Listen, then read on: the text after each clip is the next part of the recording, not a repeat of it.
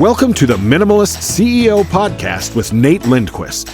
Nate created the Minimalist CEO method to help business owners redefine and grow their businesses by finding new demand in places they never thought to look, where there's no competition.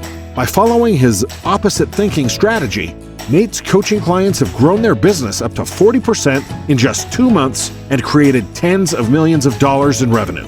Nate himself has launched more than 140 businesses. On the show, Nate interviews successful business owners and experts who share the secrets you can use to have a better business and a better life. Hey everyone, Nate Lindquist here with the Minimalist CEO podcast, and I'm very excited to introduce to you a special guest, David Indursky, the president of ENCON, and it's a building solutions company. This guy took over a generational business. David, you've done amazing things with the business. I'm inspired. We're just meeting each other here for the first time today, but the things you put together with your people, with your systems, with your company, thanks so much for being on the podcast. I really appreciate it. Well, Nate, I really appreciate you inviting me in, and I'm super excited to be a part of it. Yeah, awesome. I look forward to getting to know you some more and also introduce you to the people who are listening. I know we have a lot of people in the service business right now, and some of them have gotten into family businesses. Some of them have started from scratch just because they really love working with tools and being out in the field and being in the fresh air and solving problems. I think all of them have their own reasons for getting in business, but I'd be curious, tell us a little bit about yourself, how you got into the business, and then we'll go from there. Well, Nate, I'm the proud recipient of second generation. So I grew up in the business in every sense of the matter. My father started it in 1968. And ever since I was a little boy, I'd go in on Saturdays. I'd go in on job sites, be enamored by the cranes or the rigs that he was doing. When I was old enough to actually work in the business, I was there high school summers, college breaks, and I was doing everything. I was a parts runner. I was a sheet metal worker. I was an HVAC service helper. I spent one summer with one of our senior techs who had major back surgery, and he was only allowed to use his brain. I had to do everything for the gentleman. I had to carry his tool bucket, his ladders, and every time he said, move this, do that, because he was allowed to do nothing. So I really learned it from the ground up and really took the brunt of a lot of everyone to make sure that I was not just there to earn a paycheck and then go home and live in their boss's house. Yeah, so it didn't look too much with all the work you're doing like nepotism. This kid's here, he's working, you became this guy's hands, and you worked your tail off, it sounds like. It was just the opposite. They knew if I showed up on a job site, my father made sure I was given the most miserable task that could be done for the day, and that's where his son was going to be. And if I didn't show up at the call, if I was 15 minutes early, I was probably still considered late.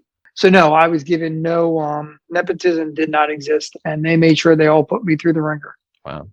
So during that time, you were an employee working for the company that your dad founded. You were under his watchful eye and his enthusiasm to mold you into the president of the company that you become today. I have to imagine some experience have been passed down from the generation. Some passed down, and I'm sure there's stories there, and some that you maybe didn't want to carry on and after they were passed down. But could you maybe expand on that a little bit? I think on the positive side, my father, first generation, he worked hard, still does. My father's 82, still comes in the office every day. And I say he's great at what he does. He has tremendous wisdom and still shares that with our next generation every day. So I learned how to work hard, how to be inquisitive, how to get answers. So he's been a great mentor in that sense. Things that, I learned I also learned some things not to do. When we started, the company was a different size and a different time. Now, growing the path that we did, it's all about delegation and having the right people. My father's a very, very hands-on kind of guy. He needs to this day, if we're exploring new technology, he wants to be on the training class. He wants to be tearing that motor apart, and he loves being in the thick of that. And for me to grow and do other things, it was more important than I understood it, but I had really smart people around me that cared and knew how to do that for me.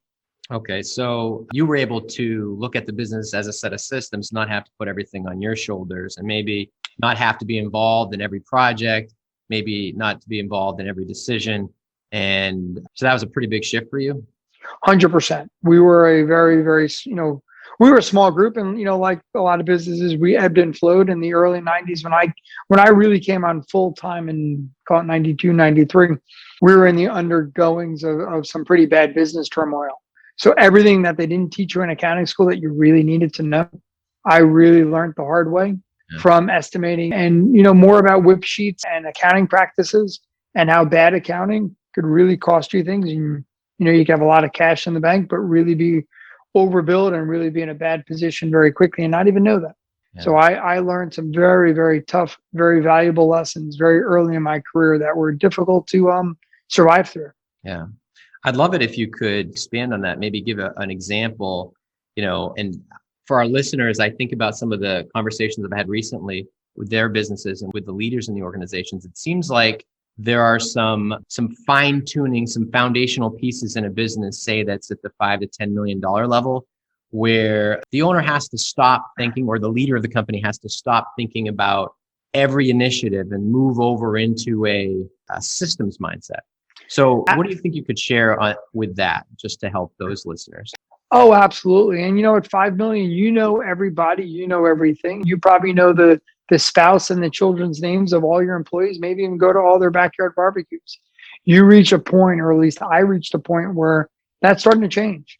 We were doing a job site, or we hired some people, and you didn't know everybody anymore. You needed to really trust your processes and build your systems and have enough checks and balances that if something was going different than you thought, whether on budget or a customer relationship, in the beginning, most customers called me. As we grew and as my role changed and evolved, I had to hand over customers to my team and making sure they were treated the same way I was treating them, and encouraging that same value and that same relationship is very, very difficult because not everyone does it the same. But knowing that they were treated as I would treat them. And to this day, I have customers that I haven't spoke to in years, and they'll call me out and be like, it's so great working with Michael or Bobby. You've instilled that same value in them, and I'm treated the same. And that is so difficult, but so important for the success of a business. Yeah, that's great insight, especially now that you've grown the business, to over $35 million at this point. Is that right? We did. 2020, we did break that ceiling, which was very exciting and very difficult, especially in the world of COVID. So what was the threshold? Actually, I'd love to see the whole, the gamut. You took over you said around 92, 93. And so 93, 93, I came in full time, and we were doing a lot of public work at the time. Okay. So we were probably doing 5-6 million. And then we had some challenges and we got a little smaller. We contrasted a little bit. And then in around 2000, I came on board full time. I really took the leadership position as president and really shifted our focus from the public sector really into the relationship private sector. And we really just started growing.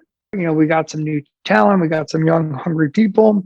And I'm going to say we probably grew at a 10-15% organic rate for many, many years. And, we had some plateaus and some valleys, but it was pretty upright for, and then I'm going to say around 2010 or so, we were at that $12-15 million mark. And all the things that they don't tell you, going from 8 to 15 was difficult, but going past that was the hardest thing that I've ever done as a leader in business, because the world changes. How did you find, just to kind of look at this whole big picture, this can be pretty daunting for someone with a business doing, I talk to business owners regularly that are doing that $5 to $10 million in business. Mm-hmm. There seems to be this sort of pull start, like they get there, they fall down, they get there, they fall down. It can sound daunting, I think, to get past that point. And I'd be curious, how did you find a way eventually through the challenges of it all to shift the mindset, to make the decisions and actually work on the business and keep flying the plane and getting work done at the same time? Nate, I would answer it with two things. Number one, there are many people in this country that run very, very successful $5 to $10 million businesses and do very well for themselves. And going bigger, to do that, you take on more risk, more responsibility. And if at the end of the day, the bottom line doesn't reflect it, maybe that's okay. For me personally, in a generational business, I had the privilege, and I still have the privilege of working with my father every day that showed me great value. To go to the next step, I had to look outside my four walls with other business, with other mentors, with other peers, I personally leverage 2 or 3 specific industry groups where I'm in one now, still going. In fact, next month we'll be in San Antonio, where we go to each other's business and we look and we talk to their people. And the value of doing that and seeing the way other people run a business in the same industry and solve problems and are so willing to share their secret sauce or come to you and say, hey, here's a problem we're having. But that learning is more valuable than anything you could ever do within your industry or without, because the problems are the problems. People have HR problems, insurance problems in every business. Right. And we didn't have the bandwidth internally to do that without going outside. And, we've hired mentors. We work with CEO coaches. We do all kinds of things to, again, explore our resources, because I've learned very quickly that there's a lot of smart, successful people out there, and they're all willing to share their secrets as long as you ask.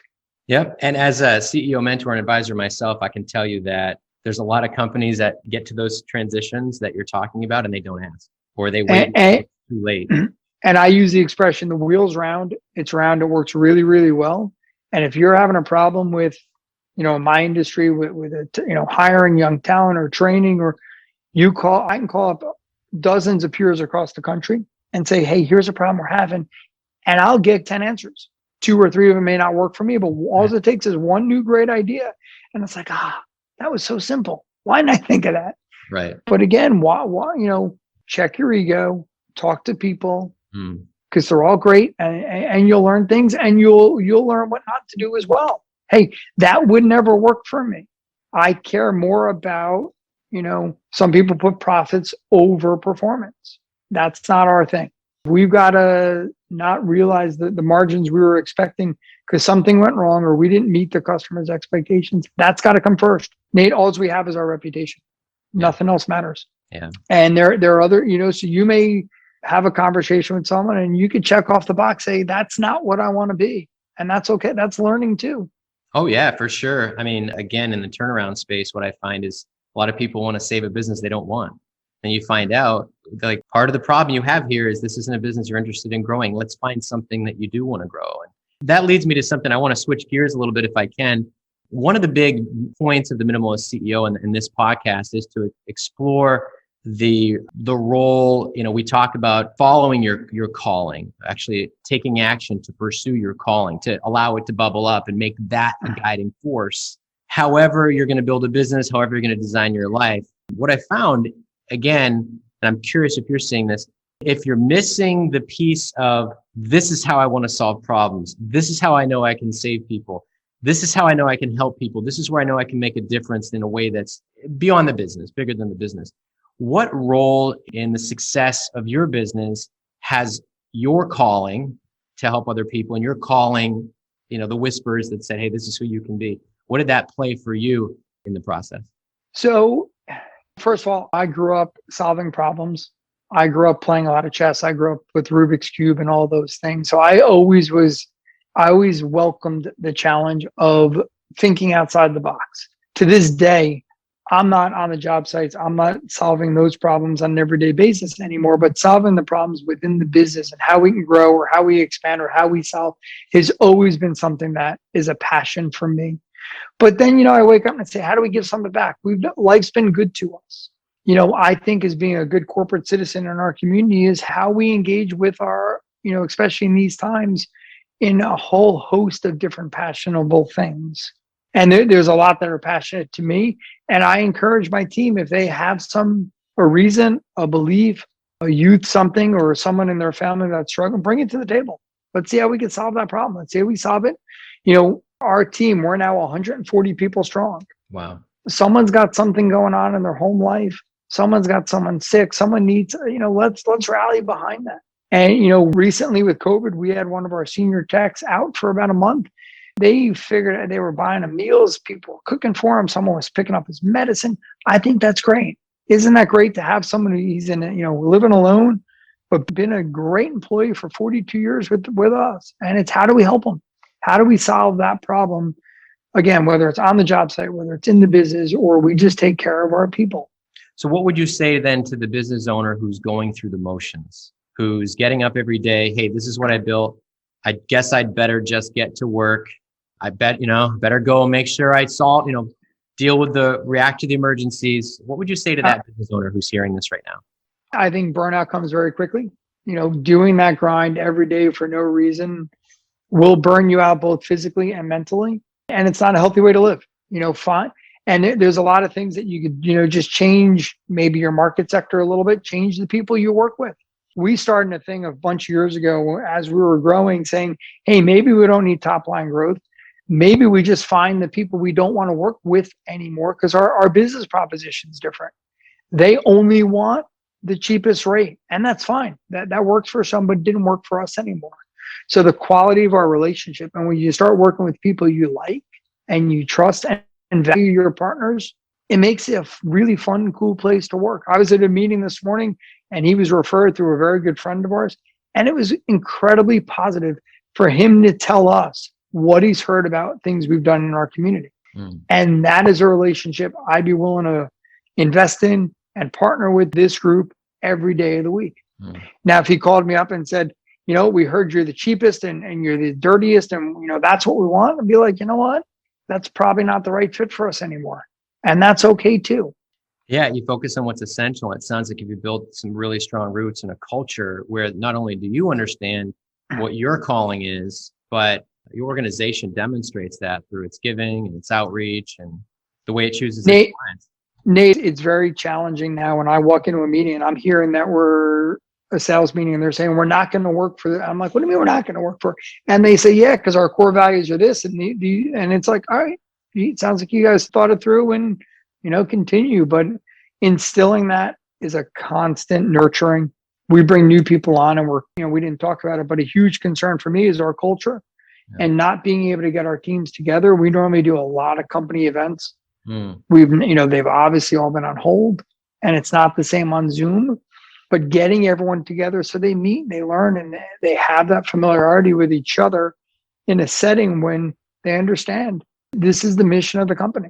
So as you share all this, and I think of so many business owners who dream of growing their business and they have sort of this general concept of growing the business, and I'd be, I'd love something you could expand on. I'd be curious to see where you would go with the bigger the company gets, the more the chaos there is. And again, this is all a message for the listeners to hear. How do you get through the challenge of distraction, of selecting opportunities, and yet you still go in each day, you're able to stay focused, play a role, and be productive without getting caught up in that overwhelmed feeling of growing a business all the time? So I will tell you, it was the single hardest transition in my professional career that I've ever had to do, where I had to give up a lot of my normal roles of working in the business. I had a mentor that I worked with on a regular basis for some time to learn how to do that because it was difficult at best. And there were days that I'd walk in and be like, I don't know what I'm supposed to be doing here anymore. So I had to relearn a new job and mentoring and communicating differently with people. And, sometimes I'll sit in a meeting and just try to observe, but not, be the impactful player in it. It's a challenge. And then what we did was the same mentor that I educated me and we worked with, I took a lot of my senior leaders and had him work with them. And he was able to help educate them more than I think I could have. And, I think you could respect that as an outside person. Sometimes they just have a different way to look and ask the questions. Yeah. And they really started elevating. And again, it's mentorship. It's the books. We're very big on Audible. A lot of us, we spend a lot of time in the car. So it's the books you read, it's the people you talk to, it's the people you're communicating with on an everyday basis, and how you're learning and how you're impacting that stuff in your business and in your personal and professional life. Because the bigger it gets, that work-life balance is a challenge. I found that it's important to have rituals. So when we talk about the productivity and diving in and saying, hey, listen, I got to change my role. With that comes rituals of that role, ways of looking at things, who you're going to talk to, how you have to maybe not talk to some people under certain circumstances or make certain decisions, give people space. So again, would love it if you could, as you talk about taking this other role, could you expand on how you made that transition and established a new set of rituals that actually allowed you to grow? Again, it was painful. And I mean it people. 100%. And I mean it because, both my father and I, we have a very open door policy. And when your time becomes, and not more valuable than different, but just limited. And all of a sudden it's conversations need to become more to the point. I think it made us run more effective, efficient meetings. Things have an agenda, things have a tempo.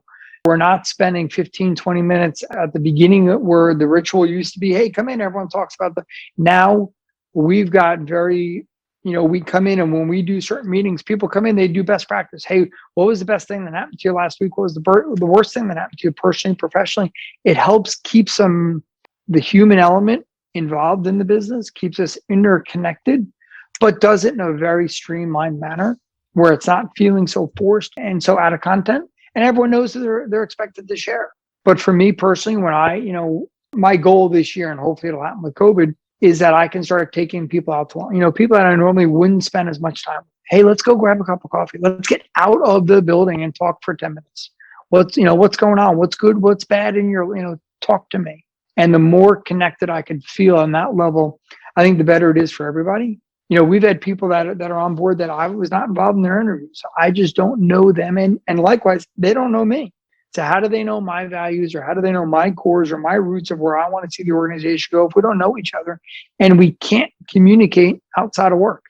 So spending more time again on the people and the culture has really become a big part of my focus. And then cultivating that team, that core team that helps you delegate, allows you to change your role, step back, and grow. It does. And team building's always been a big thing. We've done, all the normal things that people, axe throwing, court, bowling events, we paintball and all that stuff. Because again, I think it's important.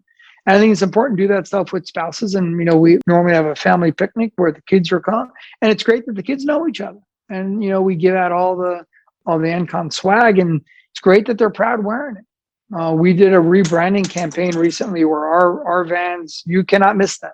And now all of a sudden it's, wow, you're part of that company. And again, we want that pride. We want the pride of ownership of that people go home and feel good about the company they're working for. So we got the calling thing under control. The burnout comes fast, can't grow that way. You can't do everything yourself. So we've established that. And I think that this is really, really critical. These are critical building blocks of a business. And you're obviously there. You figured it out. You probably made some serious mistakes along the way. Now we're talking about, okay, you got to have a constant flow of new business opportunities, either referrals, you have to have fresh new opportunities. What did you do before to get new clients? What are you doing now? And what have you learned is the most effective way to, obviously you're talking about $30 million more coming in projects. How'd you do it? Nate, it's funny because, I'll be in a sales meeting. They're like, okay, we sold a $500,000 job. I'm like, great. That's today. What are we doing tomorrow? It's a hungry machine. We need to eat now. I'll tell you, we've always been in the relationship business. We don't do marketing. We don't, in the B2B space that we live in, it's all about the relationship.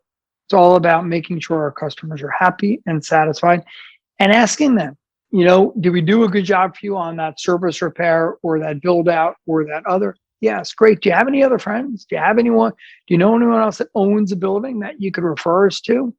And our feeling is, as long as we're doing a good job, it's okay to ask. And if they say no, okay, tell us why not. Where did we drop the ball? We have account managers whose jobs it is to be the customer's advocate. And their job is to communicate and come back to us and say, you know what? We really messed up with this company. And here's what we're going to do. And here's how we're going to fix it. And they're going to either look, if they're not going to continue the relationship, at least we know we did everything we could to solve everything for their problems. Because the last thing we want is a bad feeling out there. And then when they're satisfied, who else can you refer us to? Hey, do you know who owns those 3 buildings next to you? Oh yeah, that's so-and-so. I'll introduce us. They're having a similar problem. That's how we grow. And we didn't intend to become a $35 million company at the rate we did. It happened. There's been a lot of good fortune, a lot of good people, and we've hired people that have had their own connections that have followed for one reason or another. But again, it's all about the relationship. Because if we're doing a poor job at a poor price, there's 5 other people lined up behind us to do the exact same thing. But if we can raise the bar, and deliver good quality value at a fair price, that's who we are. So generating referrals, asking for referrals, building that referral network, client appreciation processes, which I see that lumped under marketing, but it's marketing, not the junk food kind. It's marketing by caring for people. It is not. And, yes, we do, back in the day when we were allowed to go to sporting events and concerts and things like that, we did a lot of that. We do a lot of customer appreciation events where we bring them and we do things, but we're doing it to recognize and really to thank them. Because we know, like in a lot of businesses, they've got options to go elsewhere. Maybe they could even go elsewhere for, and save a point or two. But they value us and we really want to be their partner. And we also know that when things go wrong, because in the construction world, it doesn't always go right. We make mistakes. We're big, let us know. Your carpet or that unit that we couldn't fix, we'll make it right if we're talking to each other. And we don't want an adversarial relationship. We want a partnership. Right. These are powerful insights, man. And I think it's great to be able to pull back the curtain and interview you and ask about not only the way that you took the business owner over, but the problems that you faced along the way. $35 million is a big number, and you had to see each step along the way. A lot of people, I tell my clients who I work with in the consulting space as a mentor and a coach to CEOs, even in turnaround situations, that, you've got to be willing to just stop, take a look at your business, to work on your business, to really care about building a helping system. And it's not difficult to make, I don't think, from my experience, it's not hard to make money, but it's hard to sustain it, to scale it, and to be able to deliver effectively and to really appreciate and care for people along the way. And you're obviously embodying that. So I have two more questions before we wrap up. Sure. One of them would be, if you had to go back to one of your biggest mistakes in trying to grow, maybe if we were to look back at biggest mistakes between the $6 million and $10 million Mm-hmm. level, sort of that you took over, you're trying to make some growth. Here's what we're going to do. The founder's son's taking over. Where did you just step and poop and it didn't quite come together? I think one of the biggest challenges was that we had so many holes in our systematic foundations and our processes were broken and we didn't know they were broken. So we continued to pile more activity on the same things that were giving us poor results. And when you do it the wrong way every time and get poor results, it's the definition of insanity. Right. But someone's got to really look back. And when we hire new people now, and I say, hey, if someone introduced to you a system and you think you've got a better way with technology, there's a right way to present it. But let's look at doing things in a better, smarter, faster way. And we just took some things that were broken and we broke it some more. And then we broke it some more. And then one day we looked at it and we're like, why are we still doing this? And then we really started looking and saying, hey, when it was just two of us, that worked. But now there's a fourth and a fifth and a sixth person in this wheel. It's got to change. So looking at your processes at every certain plateau level and saying, does this still work for us? And, real time, we're going through it right now. We're having tremendous IT infrastructure issues. What we did pre-COVID worked. Everyone was in the building. But now that we're virtual and VPN and we're paperless and all this other stuff, it just doesn't work anymore. And we need to reskin that, really peel back that onion. And it was no different at 6 million. If you don't analyze what you're doing as you grow, you just put more bad things on a broken problem. So when you took over, did you sort of say, okay, we got the systems, I'm just going to use what's here, maybe a little too long initially? Is that what you're saying? We did. We overused some broken stuff. Okay. So which accelerates the problem instead of resolving it. It does. And ironically, when you talk to the people running the systems, they'll be like, oh, I knew that was broken. I didn't think you wanted to change it. Yeah. So empowering people to say, and being okay with the manager's ego, mine or whoever, is to say, that was fine 2 years ago, but it no longer works in today's marketplace, society, technology. I'm not a big techie guy. Other people have their Samsung phones and they do all this cool stuff with it. Great. How can we leverage? We now look, when we look at our data plan usage, and we have 5-10 people that are killing it on data. And we're like, why? Oh, because I'm YouTubing this and I'm learning that. And it's like, I never knew you can learn and do all those things on YouTube. And that's why their data charges are a little higher, but it's cheap learning. But again, it's one of those things that you got to look at the mold and say, maybe it needs to be broken a little bit and changed. Yeah. So not trying to say, hey, we got this thing sorted. Maybe you're never really there. We got to break it. We got to keep breaking it and keep breaking it and I mean, I think if you end up, I'm going to imagine that you're not going to, the goal isn't like, let's hit 35 million next year too. Maybe it is. I don't know. COVID's been an interesting game, very serious game that a lot of companies have had a difficulty playing, but you probably have to break your system again, just like your IT system needs to be broken now. I think it's very important to empower people to be creative and thoughtful and to have a team that welcomes change and challenge. Mm-hmm. You know, back in the day when we used to have meetings, we used to have people that sat in the same chair every day and that was their space. Well, man, you go in there one day and sit in their space and watch their face. And it's like, wait, I sit there. Well, why don't you look at the view from the room from in that chair? And it's like I encourage change. People laugh, pick at me because I make people move and it's just try it. It's brilliant. Try it. Maybe it'll be different. And it breaks up their routine. It makes it different. It makes them uncomfortable. It makes them use other parts of their brain, which, by the way, I think is all great stuff. Yeah. I think we're of the same mind, and that gives me far too much credit. I think I'm going to learn from you. I already am during this time. And, I have a process that I've been teaching as a CEO mentor for years called the 8 radical shifts. And one of them is you having a tough time, go dump your entire desk and file cabinet and then use delegation. And you can't sit in that chair. As a matter of fact, we're getting rid of your chair. Yep. You have to sit in another room. You have to be in another space.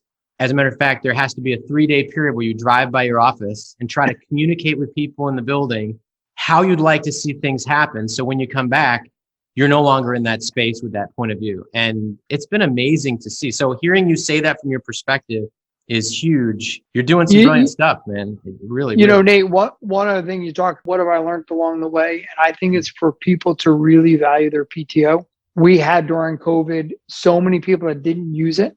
Wow. And you get stale, you get burnt out. And I know for me, when I'm out of the business for a day, my creative juices just reset. And I think it's important for everyone to do. And, if you don't sign the front of the check, hopefully the organization can afford to miss you for 2, 3, 4 days. I mean, turn off your phone, disconnect, unplug, regroup with your family, your friends, or whoever, and just find yourself again. That work-life balance. These smartphones make it very hard to disconnect anymore. I tell all my people, you're entitled to the week, go. Someone else will figure it out for you. And we'll be okay. And unplug. It's so important today. I think more than ever. Well, David, there's one other question that I like to ask, and it's a tribute to one of the people I've learned from the most, Tim Ferriss. You're familiar with the Tim Ferriss podcast.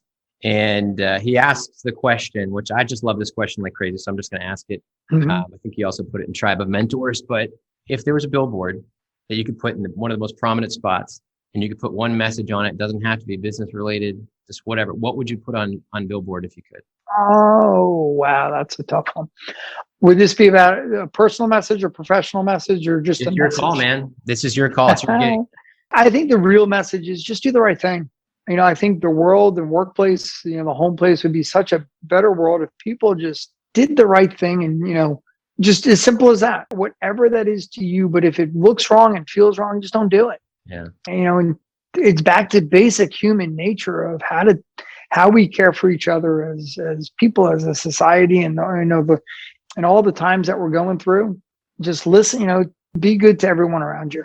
That's a great message. And I think it simplifies everything. Everyone's looking for a self-help book and a method and a system, and they're seeking. And it's like, what feels right? I dig that. That's great. David, I really appreciate you being on the podcast and taking the time to be here today.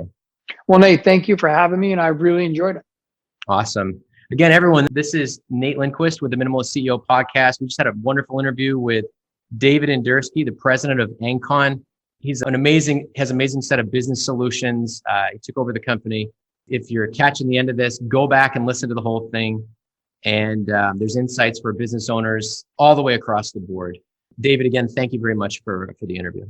Thank you, Nate.